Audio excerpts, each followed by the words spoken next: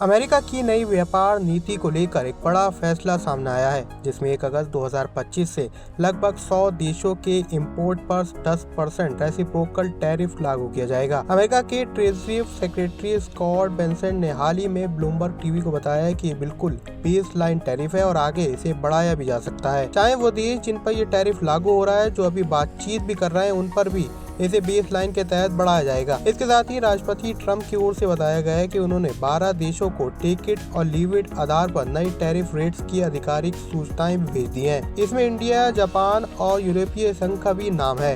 अब सवाल ये उठता है कि भारत इससे कैसे प्रभावित होगा। फिलहाल भारत ने अपनी ओर से अमेरिकी प्रोडक्ट के इंपोर्ट पर कुछ टैरिफ हटा दिए गए हैं, जैसे कि बोर्बन विस्की, मोटर व्हीकल्स और इलेक्ट्रॉनिक्स पर, ताकि देश में पॉजिटिव मैसेज जाए। लेकिन यदि 9 जुलाई तक कोई व्यापारिक समझौता दोनों देशों के बीच नहीं होता है, तो भारत को अगस्त से इन नए टैरिफ का सामना भी करना पड़ सकता है। इन नए टैरिफ की वजह से टेक्सटाइल, फार्मा सेक्टर, गहने, ऑटो और IT सेक्टर पर दबाव बढ़ सकता है। लेकिन इसके साथ ये भी हो सकता है कि कुछ संभावना ऐसी भी है कि चाइना या वियतनाम के मुकाबले भारत का फायदा हो। ऐसे में भारत की चाल बाजार को स्टेबल रखने, वैश्विक सप्लाई चेन में अपनी जगह मजबूती रखने की होगी, क्योंकि आने वाले हफ्तों में ये नीति न केवल व्यापार पर बल्कि आपके रोजमर्रा के प्रोडक्ट की कीमतों पर भी असर डाल सकती है। ऐसे में आप US और इंडिया के डील के बारे में कितने एक्साइटेड है, हमें कमेंट सेक्शन में जरूर बताएं। फाइनेंस और शेयर मार्केट की दूसरी सभी खबरों के लिए पैसा लाइव को लाइक और सब्सक्राइब जरूर करें।